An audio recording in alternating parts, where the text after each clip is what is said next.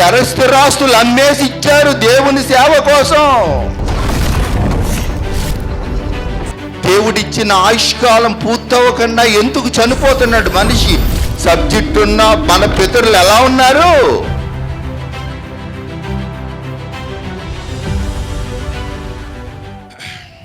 ఆకాశము నీ సింహాసనం,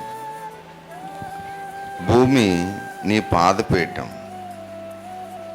ప్రభువా, బంగారము కంటెను, విస్తారమైన మేలిమి బంగారము కంటెను, తేనె కంటెను, జుంటి తేనె దారుల కంటెను అతి మధురమైన నీ మాటలు మా ఆత్మలకు శరీరాలకి దయచేయండి. కుమారుని అయిన నిన్ను ముద్దు పెట్టుకుంటున్నాం. మీ సన్నిధిలోంచి మాకు నీ శ్రేష్టమైన సందేశాన్ని రెండో రోజు ప్రసాదించిందని ఆత్మల రక్షకుడైన యేసుక్రీస్తు వారి నామములో ప్రార్థించి స్తుతించి బతిమాలి వేడుకుంటున్నాము తండ్రి, ఆమేన్. ప్రియమైన దేవుని వారలారా, అందరం చచ్చిపోతామని తెలుసండి.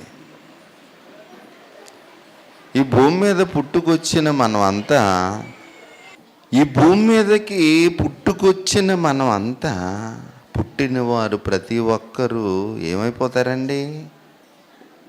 ఏమైపోతారు? చావు అనేది శాపం కాదండి, అది వరం. ఎక్కడికి వెళ్ళటానికి? దేవుని దగ్గరికి వెళ్ళటానికి. చచ్చిపోయిన దేవుల దగ్గరికి వెళ్ళగానే అందరూ కూడా గొళ్ళుమని పోతారు. మా అన్నయ్య వెళ్ళిపోయాడు, మా అక్క వెళ్ళిపోయింది, నా భార్య వెళ్ళిపోయింది, నా భర్త వెళ్ళిపోయాడు, నన్ను వదిలి వెళ్ళిపోయాడు, నా సీన్ వెళ్ళిపోయాడు, నా బాలకృష్ణ వెళ్ళిపోయాడు, నా రాజు వెళ్ళిపోయాడు, నా రక్షకుడు వెళ్ళిపోయాడు అంట. ఎవరు వెళ్ళిపోయారు? ఎవరు వెళ్ళిపోయారు? ఆయన ముక్కు ఎదుగో, ఆయన కాళ్ళు అయ్యగో, ఆయన చేతులు అయ్యగో అక్కడే ఉన్నాడు కదా. సుబ్బారావు అక్కడే ఉన్నాడు కదా, సురేష్ అక్కడే ఉన్నాడు కదా. ఎవరు వెళ్ళిపోయారు? ఆత్మ. నరుని ఆత్మ యెహోవా పెట్టిన దీపం. మన దీపాలు మనం వెలిగించుకుంటాం, మన దీపాలు మళ్ళీ ఆర్పేసి మనం ఇంటికి వెళ్ళిపోతాం. ఇవి మనం పెట్టుకున్న దీపాలు. మనకొక దీపం ఉంది. ఆ దీపం ఎవరు పెట్టిన దీపం? అది దేవుడు పెట్టిన ఈ దీపం. ఏంటి దీపం? ఏంటి రహస్యం? ఏంటి చప్పుడు? ఏంటి ప్రారంభం? ఏంటి ఆయన ప్రభావం? ఆలోచించేద్దామండి. యోబు గ్రంథం 8వ అధ్యాయము, యోబు గ్రంథం 8వ అధ్యాయం 8వ వచనం. మనము ప్రపంచంలో ఉన్న ప్రపంచ మహా నియంతలతో మాట్లాడుతున్నాడు దేవుడు. ఓ మనిషి, నువ్వే ఊహలు వేసుకుని ఆకాశాన్ని అన్ని అంతస్తులు కట్టినా నువ్వు ఉండవు నాయన అంటున్నాడు. మనము నిన్నటి వారమే. ఇన్ని అంతస్తులు కట్టానని నువ్వు అంతస్తులు చూసుకుని మురిసిపోతున్నావా? నీ అంతస్తులు నీతో రాదు, నీ డిగ్రీ నీతో రాదు, నీకున్న ఏ అర్హత నీతో రాదు. ఒకే ఒక అర్హత వస్తుంది నీతో నాతో, అదే దేవుని ప్రేమ. దేవుడు లోకమును ఎంతో ప్రేమించి చెబుతున్న మాట. మనము నిన్నటి వారమే. మనకేమియో ఏంటి ఎగిరెగిరి పడుతున్నావు? అందుకే సామెతలు భలే ఉంటాయంటే, సామెతలు భలే ఉంటాయి. అన్నీ ఉన్న అమ్మ ఎలా ఉంటుందంట? అనికి మలిగి ఉంటుందంట. ఏమీ లేనమ్మా ఎగిరెగిరి పడద్దంట. సబ్జెక్ట్ ఉన్న మన పితరులు ఎలా ఉన్నారు? అనికి మలిగి ఉన్నారు. దేవుని కోసం వాళ్ళ చరస్థిరాస్తులు అమ్మేసి ఇచ్చారు దేవుని సేవ కోసం. దేశమంతా ఇచ్చేసిన అబ్రహాము గారు ఎలా ఉన్నారు? ఒక డేరా వేసుకుని జీవించారు. ఇది నాది కాదు, నేను ఎప్పటికైనా పిలుపు రాగానే వెళ్ళిపోవాలి హరి. దావీదు గారు ఎలా ఉన్నారు? దావీదు గారు తన తరం వారికి సేవ చేసి నిద్రించి పితరులేందుకు చేర్చబడ్డారు. ఎందుకు సేవ చేశారు వీళ్ళు? మనము నిన్నటి వారమే, మనకేమియూ తెలియదు. భూమి మీద మన దినములు, రాజు అయినా, మంత్రి అయినా, సామాన్యుడైనా, ధనవంతుడైనా, శాస్త్రవేత్త అయినా, ఎవరైనా భూమి మీద మన దినములు ఏమైపోతాయి? నీడవలే ఉన్నాయి. నువ్వు ఎలా బ్రతుకుతున్నా, ఏ కారులో తిరుగుతున్నా, ఫ్లైట్లో తిరుగుతున్నా, నడిచి వెళ్తున్నా, సైకిల్ వేసుకెళ్తున్నా, ఎలా వెళ్తున్నా, ఆ దినాలు ఏమైపోతున్నాయి అంటున్నాడు? నీడవలే గతించిపోవచ్చున్నాయి. సమూయేలు 2 సమూయేలు గ్రంథం దయతో జీవవాక్యంలో ఏమని రాస్తున్నాడో చూడండి. 2 సమూయేలు గ్రంథం 11వ అధ్యాయము 2-3 వచనాలండి. ఒకానొక దినమున పొద్దుగూకు వేళ దావీదు పడక మీద నుండి లేచి, దావీదు పడక మీద నుండి ఏం చేశాడండి? లేచి, రాజుగారు పడక మీద నుండి లేచారు. పడక మీద నుండి లేచిన తర్వాత ఏం చూడాలి? ఏమండి, పడక మీద నుండి లేచిన తర్వాత క్రైస్తవులమైన మనం ఏం చూడాలి? మన పితరుడైన దావీదు గారు ఏం చూడాలి? వాక్యాన్ని చూడాలి. వాక్యంలో ఏమని చెప్తాడు తెలిసాడు? దేవుడు వాక్యాన్ని చూస్తే, రాజా నువ్వు యుద్ధంలో ఉండవలసింది, నువ్వు ఎక్కడున్నావేంటి? వెంటనే యుద్ధ భూమిలోకి వెళ్ళని చెబుతుడు దేవుడు. వాక్యాన్ని చూడకుండా నిద్ర లేచిన తర్వాత మిద్ది మీద తిరుగుతూ ఏం చూశాడు? చూడకూడని చూసేశాడు.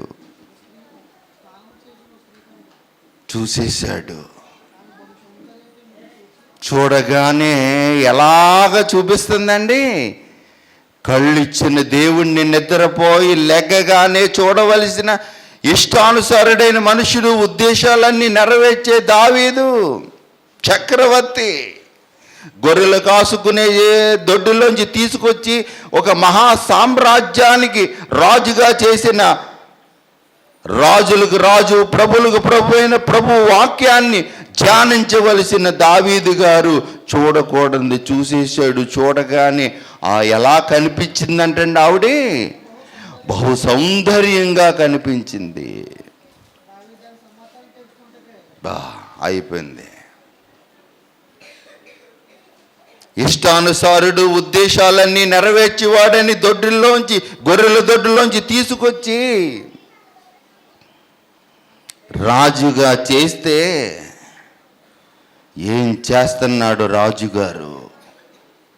నా రాజ్యంలో ఒక మహిళ, నా సోదరి ఇలా తానం చేసేటప్పుడు నా కంట పడింది కనుక ఎంత తప్పు చేస్తుంది. వెంటనే బడులారా ఎక్కడున్నారు? ఆవిడకి ఎన్నే బాత్రూమ్ రేటును కట్టించండి, జాగ్రత్తగా ఉండమనండి, బయటతో ఒళ్ళు చూపించొద్దనండి అని చెప్పాలి ఒక రాజుగా.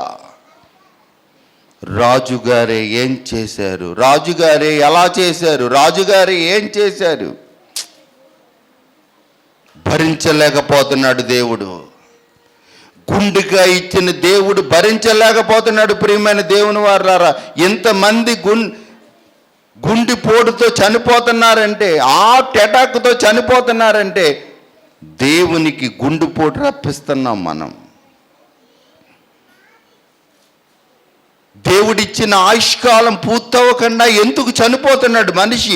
ఆలోచించాలి. ఈ 2వ రాత్రి దేవుని లేఖనాన్ని, వాక్యాన్ని. దావీదు దూతల చేత ఆమెను ఏం చేశాడండి? పిలవనంపించెను. దూతల చేత ఆమెను ఏం చేశాడు? పిలవనంపించెను. ప్రియమైన దేవుని వారలారా, రాజుగారే తప్పు చేస్తే రాజ్యం ఎలా ఉంటుంది? చాలా సీరియస్గా తీసుకున్నాడు దేవుడు.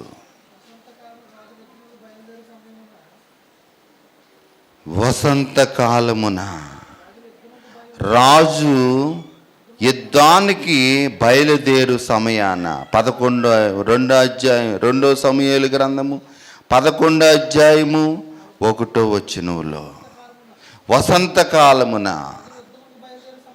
రాజు యుద్ధానికి బయలుదేరు సమయమున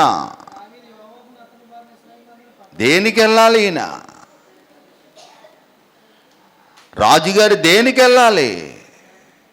యుద్ధానికి వెళ్ళాలి. నశించి నాశనానికి వెళ్ళిపోతున్న ఈ మానవుల్ని, ఈ మానవ సమాజాన్ని మనం రక్షించాలి. అగ్నిలోంచి లాగునట్లుగా కొందరిని ఏం చేయాలండి? లాగాలి. అందుకే ఇచ్చాడు ఈ జీవితాన్ని దేవుడు. ఆ రోజు దావీదుకి ఆ రాజ్యాన్ని ఇచ్చి, ఆ రాజ్యాన్ని కాపాడటానికి, ఆ రాజ్యాన్ని భద్రపరచడానికి, ఆ రాజ్యంలో ఒక రాజుగా నిలబెట్టి, దావీదు నా ఇష్టానుసారుడు, నా ఉద్దేశాలన్నీ నెరవేర్చేవాడు, నా కుమారుడైన దావీదని దేవుడు ఎంత గొప్పగానో దావీదు గురించి చెప్పుకుంటే, దావీదు ఏం చేయటం మానేశాడండి? యుద్ధం చేయటం మానేశాడు. యుద్ధం చేయటం మానేసి సుఖభోగాల వైపు తన శరీరాన్ని ఆకర్షణలోకి వెళ్ళిపోతున్నాడండి. ఈరోజు మన పరిస్థితి ఎలా ఉంది ప్రియమైన దేవుని వారలారా? మన పితరుడి పరిస్థితి అలా ఉందని మనం చెప్పుకుంటున్నాం, ఓకే. ఈరోజు మనం ఈ జీవ గ్రంథాన్ని చేతపట్టుకుని అగ్నిలోంచి లాగునట్లుగా ఎంతమందిని మనం సంపాదిస్తున్నాం? ఎంతమందికి చెబుతున్నాం ఈ సత్య సువార్తను? ఆలోచన చేయాలండి. లేఖనాన్ని ఆలోచించకపోతే, అన్వేషణ చేయకపోతే, దివారాత్రులు దీన్ని ధ్యానించకపోతే మనం వెళ్ళలేమండి దేవుడి దగ్గరికి. అందుకే సమూయేలు 2వ గ్రంథము 12వ అధ్యాయము 1వ వచనం నుంచి చదవండి. కావున యెహోవా నాతానును దావీదు నద్దకు పంపెను. ఎందుకు గుండెలో చప్పుడు ఆగుతుంది? ఈరోజు ఎందుకు చనిపోతున్నారు మనుషులు? దేవుడి పిలుపు అందుకుని, దేవుని సంకల్పం చొప్పున మనం వెళ్ళవలసిన ఈరోజు క్రైస్తవులమైన మనం కూడా ఎందుకు ఇలా అయిపోతున్నాం? పంపించాడు, అంతే, పంపించేశాడు. రాజుగారైనా, అతను సామాన్యుడైనా, అతను ప్రపంచంలో ఎంత గొప్పవాడైనా దేవుడికి అందరూ సమానమే. దావీదు దగ్గరికి పంపించేశాడు వర్తమానం. ఏమని చెబుతున్నాడో చూడండి. ఒకానొక పట్టణం నందు వర్తమానం పంపించాడు. ఒకానొక పట్టణం నందు 2 మనుషులున్నారు. ఒక ఆయన ఐశ్వర్యవంతుడు, ఒకటి దరిద్రుడు. ఐశ్వర్యవంతునికి విస్తారమైన గొర్రెలు ఉన్నాయి, అన్నీ ఉన్నాయి, సంపద అంతా ఉంది, రాజుగారు ఆయన. అయితే ఆ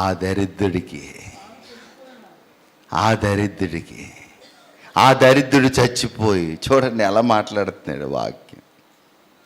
ఆ దరిద్రుడికి తాను కొనుక్కునిన ఒక చిన్న ఆడగొర్రె ఉంది. అది తప్ప ఏమీ ఆయనకి లేదు. వాడు పెంచుకుంటున్నాడు. వాని యొద్దను, వాని పిల్లల యొద్దను పెరిగి, వాని చేతి ముద్దలు తింటూ, వాని గిన్నెలోని తాగుతూ, వాని కౌగిట పడుకోండి. వానికి కుమార్తె వలె భార్య భర్తల సంబంధం అంటే శరీరెచ్చల కోసమో, భోగాల కోసమో, సుఖాల కోసమో కాదండి. భార్య అంటే ఏమనుకుంటున్నారు? సహకారి. ఎంతమందికి తెలిసింది? భర్త అంటే ఎంతమందికి తెలిసింది? భార్య అంటే ఎంతమందికి తెలిసింది? లేఖనాన్ని ఎవరు అర్థం చేసుకుంటున్నారు? దేవుడు చెప్పినట్టుగా మన సంసార జీవితాలు ఉన్నాయా? అప్పుడున్న దేవుడు దావీదుకి ఇచ్చిన ఏర్పాట్లో ఎంతమందినైనా భార్యల్ని చేసుకోవచ్చు ఆయనకున్న విధానం. కానీ పరాయి పురుషుని భార్యను టచ్ చేశాడు, అంతే. ఈరోజుకి ఎన్నో కేసులు మీరు చూడండి. ఏ మగోడైనా తన భార్య జోలికి వచ్చాడనుకో, అక్కడ జరిగిపోతుంది ప్రమాదం. వచ్చుకోలేడు. ఎందుకు చనిపోతున్నారు యవనస్తులు? పాపం వల్ల వచ్చే జీతం మరణం. నీ పిల్లలకి చెప్పాలి, నువ్వు సంఘంలో ఉన్న నీ పిల్లలకి చెప్పాలి. సంఘంలో ఉన్న పిల్లలు నీ పిల్లలు, దేవుని పిల్లలు నీ పిల్లలు, జాగ్రత్త అని చెప్పాలి. ఒళ్ళు దగ్గరెట్టుకుని బ్రతకండి. రాజుగారినే, దావీదు మహారాజుకే చుక్కలు చూపించాడు దేవుడు. మనం నమ్ముకున్న దేవుడు పాపాన్ని ఖండించేవాడు కానీ పాపానికి రాజీ పడేవాడు కాదు. ఏమనుకుంటున్నాడు దేవుడంటే? ఊరుకోడు. వద్దు, ఆయన జోలికి వెళ్ళొద్దు. మనం నమ్ముకున్న సేవిస్తున్న దేవుడు నీతికి సాధనం. ఆయన పరిశుద్ధుడు, మనం కూడా పరిశుద్ధంగా ఉండాలి. ఆయన వెలుగు, మనం కూడా వెలుగుగా ఉండాలి. చీకటిలో నుండి ఆశ్చర్యకరమైన తన వెలుగులోనికి మిమ్మును పిలిచిన వాని గుణాతిశయములు ప్రచురం చేయాలి. మన కూడా ఎందుకు ఈ సమాజానికి? ఏర్పరచబడే నువ్వు వంశం, మీ వంశం ఏంటని, నా వంశం గురించి మీకెందుకు? ఇది ఏర్పాటులో ఉన్న దేవుని వంశం. రాజులైన యాజక సమూహం ఇది. ఈ సమూహాన్ని, ఈ రాజ్యాన్ని ఎవరు అంతం చేయటానికి వీలు లేదండి. సూర్యుడున్నంత కాలం ఈ రాజ్యం ఉంటుంది. క్రీస్తు రాజ్యం అంతము లేని రాజ్యం ఇది. బాధపడిపోతున్నాడు దేవుడు. అట్లుండగా ఒక ఐశ్వర్యవంతుడు వచ్చాడు. ఎక్కడికి వచ్చాడు? కొంపలు కూల్చేవాడు తిరుగుతూ ఉంటాడు కదా, ఆడు బతికే అది. ఎక్కడికి వచ్చాడు? దుష్టుడు వాడు ఆది నుండి నరహంతకుడు. వాడి యందు సత్యమేమీ లేదు. సత్యాన్ని పట్టుకున్న, యాసం వేసుకున్న వేషధారి వాడు. ఆది నుండి నరహంతకుడు, తమ్ముడిని చంపించేసినోడు ఆడు అబద్ధికుడు, అబద్ధమునకు జనకుడు, సంఘాలను కూల్చేవాడు వాడు, సంఘాలను విడదీసేవాడు, సేవకులంటే విలువ లేకుండా చేసేవాడు. ఎందుకు మాట్లాడుతున్నారు సేవకుల గురించి? విశ్వాసులైన మీరు మీ పిల్లల దగ్గర సేవకుల గురించి ఎందుకు సేవకుడిని చీపు చేస్తున్నారు? రేపు నీ పిల్లలు పాడైపోతే ఎవరు దానికి కర్తలు? సేవకుల్ని గౌరవించండి. వారి పర్సనల్ మనకెందుకు? ఎవరిని వదిలిపెట్టడు. దుష్టుడు వచ్చాడు ఎవరి దగ్గరికి? దావీదు దగ్గరికి దుష్టుడు వచ్చాడు. వచ్చి తీసుకెళ్ళన్నాడు.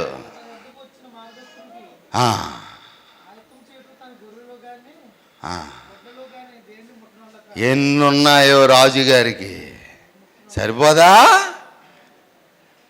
ఆ అమాయకుడు, ఆ దరిద్రుడు, ఆ గొర్రెపిల్లతో ఆనందిస్తున్నా ఆ ఒక్క యవనస్తుడు నిర్దోషైన సైనికుని భార్య కావాలా రాజుకి? సహించలేకపోయాడు దేవుడు, పంపించాడు లేఖనే. చదవండి. దావీదు మాట విని ఆ మనుషుని మీద బహుగా కోపించి సబ్జెక్టు తెలిసినోడే తప్పు చేస్తే పునాదులే పాడైపోతే ఇక నీతిమంతుడు ఎక్కడ బతుకుతాడండి? నీతిమంతుడు ఎక్కడ బతకాలి? ఎక్కడికి వెళ్ళాలి బతుకు? వద్దండి బాబు. సబ్జెక్టు తెలిసిన రాజుగారే తప్పు చేసేసారు ఇక్కడ. ఆ సబ్జెక్టు తెలిసిన ఆయనతోనే శాసనాన్ని పలికిస్తున్నాడు దేవాది దేవుడు. యెహోవా సృష్టికర్త, జీవము తోడు, నిశ్చయముగా ఈ కార్యము చేసిన వాడు మరణ పాత్రుడు. Dead line రాజుగారితోనే గీస్తున్నాడు. ఎవరికి? రాజుగారి జాతకం. చూసారు, జాతకం చూసి వాడి జాతకం వాడికి తెలియదు అన్నట్టుగా రాజుగారి జాతకం రాజుగారితోనే చెప్పిస్తున్నాడు దేవుడు. చూసారా, ఎంత గొప్ప దేవుడండి. నాతాను దావీదును చూసి ఆ మనుషుడు నీవే, ఇశ్రాయేలు దేవుడైన యెహోవా సెలవిచ్చినదేమనగా ఇశ్రాయేలు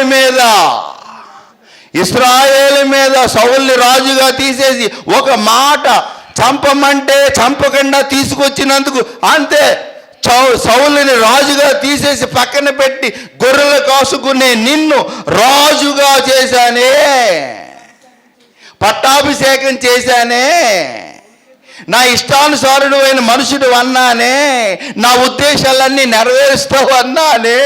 నేను చెప్పుకున్న ఈ గౌరవ పదవి నీ విధానం అంతా మంట కలిపావు కదా నా కుమారుడా. ఇది చాలదు, నీకు ఇంకా భార్యలు కావాలంటే, నీకు ఇంకా ఏదైనా కావాలంటే నేనేమన్నా తక్కువ చేసేవాడినా?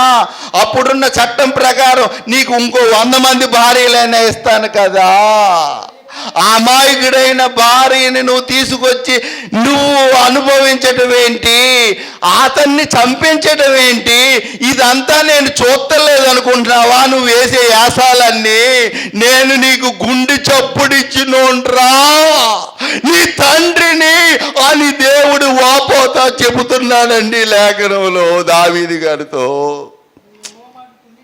నువ్వు నా మాట గుండెగా ఇచ్చిన నా మాటను నువ్వు తృణీకరించావు కుమారుడా అంటున్నాడండి. ఆయన దృష్టికి నువ్వు మనుషుల ఎదుడు కాదు రాజా చెడుతనం చేస్తావు, నువ్వు దేవుని ఎదుట నీకెంత కావాలితే అంత ఇచ్చిన నా ఎదుట నా చట్టాన్ని గౌరవించకుండా పరాయి వాని భార్యని నువ్వు టచ్ చేయకూడదని నేను చెప్పిన లేఖనాన్ని నువ్వు అనుసరించకుండా తప్పు చేసావు గనుక రాస్తున్నాడు లేఖన. చదవండి. ఇప్పుడు నీవు నన్ను లక్ష్యము చేయక, నన్ను పట్టించుకోక, నా ధర్మశాస్త్రాన్ని, నా లాని, నా చట్టాన్ని నువ్వు గౌరవించక నువ్వు ఇలాంటి పని చేసావు కాబట్టి లేఖనాన్ని రాస్తున్నాడు. ఏమని రాస్తున్నాడో చూడండి. నీ ఇంటి వారికి హాయిగా ఆనందంగా ఉంటే దావీదు ఇంటికి పెట్టాడు నొప్పు, దేవుడు పెట్టాడు ఇంటికి నొప్పు. సదాకాలము నీకు నీ పిల్లలకి యుద్ధం చేసి ఇలా అయిపోతావు నీ బ్రతుకు అన్నాడు. నా మాట ఆలకించు, నా మాట ఆలకించు. యెహోవానగు, యెహోవా అంటే సృష్టికర్త, నీ తండ్రినైన నేను సెలవిచ్చినది ఏమనగా నీ ఇంటి వారి మూలమునే నీకు ఏం పుట్టిస్తాను? నీ కొడుకులే నిన్ను తవురుతారు, నీ కొడుకులే నీ మీద ఎదురుపాటు చేస్తారు. నీవు చూచుచుండగా నీవు నీ భార్యలను తీసి ఎంత భయంకరంగా దేవుడు రగిలిపోతున్నాడు. దేవుడు ఎంత భయంకరంగా రగిలిపోతున్నాడు. పాపం చేయొద్దు అంటున్నాడు. ఇప్పటికీ నీ కళ్ళు ఇచ్చింది ఎందుకు? వాక్యం చదవటానికి. నీకు ఆలోచనలు ఇచ్చింది ఎందుకు? దేవుని కోసం ఆలోచించడానికి. ఏంటిది? పశువులకి ఉన్న నీతి కూడా ఈరోజు మనుషులు లేకుండా అయిపోతున్నప్పుడు ఎందుకు బతకనివ్వాలి మనుషుల్ని? నీవి కార్యాలని ఎవరికీ తెలియదని నేను రాజును అనుకుని నువ్వు రహస్యంగా చేశావే.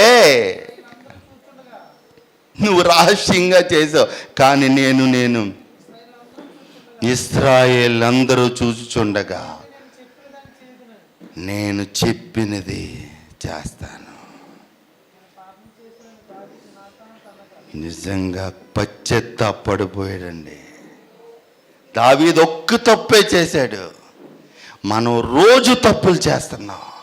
మనం రోజు అబద్ధాలు ఆడుతున్నాం. మనం రోజు ప్రభు గాయాలు రేపుతున్నాం. దావీదు ఒక్క తప్పే చేసి నేను రాజుని అని విర్రవీగుతలేదు. దావీదు ఏం చేస్తున్నాడండి? పశ్చాత్తాపడుతున్నాడు, బాధపడుతున్నాడు. అయ్యో నేను తప్పు చేశాను తండ్రి, నేను చేసిన తప్పే అని పశ్చాత్తాపడుతున్నాడు. ఈరోజు పశ్చాత్తాపడతావా? నీ గుండెని సాధ్యంగా పెట్టాలంటే తమ్ముడు చెప్పినట్టు నీ గుండెకి నీ చెల్లకి సాధ్యంగా ఎట్టుకుంటాం కాదు, నీ గుండె సాధ్యం అవ్వాలంటే, దేవుడిచ్చిన ఆయుష్కాలం అంతా బ్రతకాలంటే, ఈ లోకంలో ఆయన కుమారుడుగా కుమార్తెగా నువ్వు బ్రతకాలి అంటే, ఆయన పిలుపు అందుకుని ఆయన దగ్గరికి వెళ్ళాలి అంటే ఆయనకి నువ్వు లోబడాలి, నేను లోబడాలి. మన పాపాలు ఆయన ఎదుట మనం ఒప్పుకోవాలి. ఆయన ఎదుట మనం ఒప్పుకుంటే ఆయన నమ్మదగిన వాడు, నీతిమంతుడు. దావీదు పాపాలు ఒప్పుకున్నాడు. ప్రియమైన దేవుని వారలారా, అయితే ఈ కార్యము వలన యెహోవాను దూషించుటకు ఆయన శత్రువులకు బాబా ఎంత పని చేసావు దావీదా. అసలు శత్రువుల్ని దావీదు కత్తి పట్టుకుంటే సౌలుకు 1000 కొలది, దావీదుకి 10,000 కొలది నరికేయటమే. దావీదు వస్తున్నాడంటే శత్రువులందరూ కూడా ఎలా ఉండేది తెలుసండి? అయ్యి బాబోయ్, దావీదు వచ్చేస్తున్నాడు. కొడుకు కూడా ఒకడు ప్రకటన చేసేసుకుంటుంది దావీదు గురించి. దావీదు దగ్గర సేవకుడు కొడుకు గురించి కొడుకు చెబుతాడు, నీ తండ్రి ఎలాంటోడు తెలుసా దావీదు? నిద్రపోతున్న సింహం లాంటోడు. అతన్ని టచ్ చేస్తే ముసలోడు అయిపోయాడని ఏమన్నా నువ్వు తేలిగ్గా ఆయన బతుకుండగానే నువ్వు జెండా ఎత్తేస్తున్నావు, రాజు కింద నువ్వు ఆలోచిస్తున్నావు.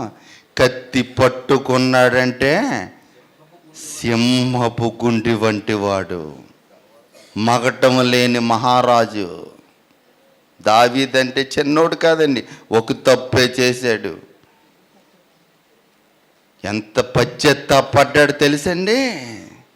అసలు దావీదు కన్నీరు మున్నీరు కాచాడు దేవుని దగ్గర.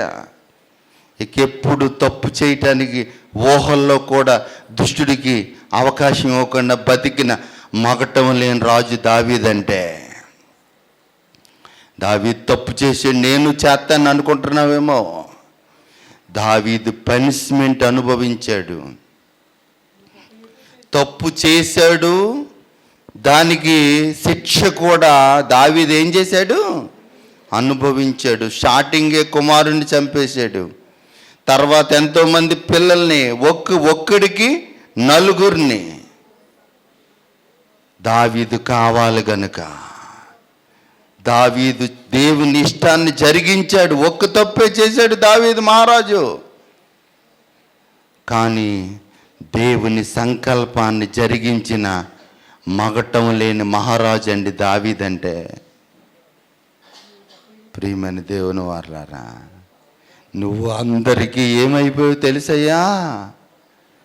ప్రతి బొడ్డోడికి నా పవర్ ఏంటో అర్థం కాకుండా చేసేసావు, చీప్ చేసేసావు అంటున్నాడు. కనుక నీకు పుట్టిన బిడ్డని నిశ్చయముగా చచ్చును. పుట్టినప్పుడే గుండెకాయ ఇచ్చిన దేవుడే గుండెకాయని ఆపేస్తాడు. మీరు అండర్లైన్ చేసుకు చదవండి బైబిల్ని. పుట్టించిన దేవుడే నీ కొడుకుని నేనేం చేస్తాను అంటున్నాడండి, చంపేస్తాను అంటున్నాడు. ఎందుకు చంపేస్తాను? నువ్వు చేసిన పాపం అలాంటిది. నా కొడుకుని, నిర్దోషమైన కొడుకుని చంపించావు గనుక నీ కడుపును పుడుతున్న వాణ్ణి పుడతంతోనే ఏం చేస్తాను, పుత్ర శోకాన్ని నీకు పెడతాను. నా శోకం నీకు తెలాలంటే నీకు పుట్టే నీ కొడుకుని ఏం చేస్తాను, చంపేస్తాను. గుండెకాయ ఇచ్చింది నేనే గుండెకాయని ఆపేస్తానన్నాడు. దావీదు కనిన బిడ్డని మొత్తినందున అతడు బహు జబ్బు పడెను. రాజుల కంటే ఎంత భోగం ఉంటుందండి. రాజుల ఇళ్ళల్లో రాజుల తిండ్లు, రాజుల విధానాలు, రాజులకున్న సదుపాయాలు, రాజులకున్న రాజరకంలో ఉన్న విధానం ఎంత బాగుంటుంది. రాజని లేదు, పేదోడని దేవుడికి లేదు. నువ్వు రోడ్డు పక్కన కన్నా నీ బిడ్డను బతికింతాడు, కానీ దేవుడు తప్పు చేసి దేవుడిని ఇబ్బంది పెడితే ఎక్కడున్నావునైనా బయటికి లాగా ఏం చేస్తాడు దేవుడు, ఈడ్చి చంపేస్తానన్నాడు. ఆలోచించండి. దావీదు ఉపవాసం ఉంటున్నాడు. ఉపవాసం ఉన్నా నేను ఎన్నంటున్నాడు ప్రార్థన. రాత్రంతా నేల మీద ఉండి దేవుణ్ణి ఏం చేస్తున్నాడు? దావీదు ప్రార్థన ఎప్పుడైనా ఆలకించకుండా ఉన్నాడా ప్రభు? ఎప్పుడు ఆలకించేవాడే, కానీ నేను ఆలకించను అన్నాడు. చెవులు మూసుకుంటాను అన్నాడు. నీ మొర నేను ఎన్నో డెడ్ లైన్ గీసేసాను నీ కొడుక్కి. నువ్వు గోను బట్ట కట్టుకున్నా ఎన్నో, నువ్వు బూడిద పోసుకున్నా నేను ఎన్నో. చంపేశాడు. ఆలోచించేయండి. పాపం వల్ల వచ్చి జీతం మరణం. వద్దండి, పాపాలు చేయొద్దు, ఆయన కోపాన్ని రేపొద్దు. మన గుండెకాయ ఇచ్చిన దేవుణ్ణి గుండె మీద తన్నొద్దు. ఇచ్చిన ఆయన్ని ఏం చేద్దాం, ఘనపరుద్దాం. మన్ను నిన్ను స్తుతించినా, నీ సత్యమును వివరించిన సజీవులే. పాపాలు ఒప్పుకున్నాడు కనుక రాజుని ఏం చేశాడు, బతికించాడు. తన కడుపును పుట్టిన బిడ్డల్ని చంపేశాడు. గనుక మనకి ఇంతలా చెప్పేది ఏమి ఉండదండి. ఆయనకి దేవునికి అంత సన్నిహితమైన బంధం ఉంది కనుక లేఖనంలో ఎంత సబ్జెక్టు ప్రవక్తలను పంపి, యాజకులను పంపి చక్కగా చెప్పి, ఎంత దేవునితో సంబంధం కలిగి ఉన్నవాడు కనుక దావీదుతో ఎంత సబ్జెక్టు జరిగింది. మనది ఏమన్నా తేడా ఉందనుకోండి, నైట్ ఏం చేస్తాడు, రెడ్ మార్క్ ఎడతాడు. చూడండి, రోడ్లు వేసేటప్పుడు రెడ్ మార్క్ ఎడతాడు చూసారా? ఇక్కడ దాకా మా స్థలం ఉందని రెడ్ మార్క్ ఎట్టగానే బిల్డింగ్ ఉందనుకోండి, ఉంచుతాడా ప్రభుత్వం? తీసేద్దా? ఈ ప్రభుత్వానికి బిల్డింగులు తీయటం వచ్చు, కానీ మనల్ని పుట్టించిన దేవుడు మనకి రెడ్ మార్క్ ఎట్టాడు అనుకో, ఇంకెక్కడికి వెళ్ళినా ఎన్ని కోట్లు పెట్టినా నన్ను బతికించిందన్న ఏ డాక్టర్ కూడా బిళ్ళేసినా ఏ బిళ్ళ పనిచేయదు, ఏ ఇంజక్షన్ పనిచేయదు, ఏ గ్లూకోజ్ పాటు ఎక్కదు. కనుక ఆయన దయ ఉండాలి. ఆయన దయ లేకపోతే ఒక పూట భోంచేసి తృప్తి పొందేవాడు నీకు కోట్ల ఆస్తుంటే ఎవరికి కావాలి? ఆయన సెలవు లేకపోతే అన్నాడు అనుకో, ఆవిరి. ఆలోచిద్దాం. రేపు యోబు గ్రంథం 8వ అధ్యాయం 8వ వచనం. మనము నిన్నటి వారమే, మనకేమీ తెలీదు. భూమి మీద మన దినములు నీడవలే ఉన్నవి. నీడవలే ఉండి గడ్డి ఎండును పువ్వు రాలును.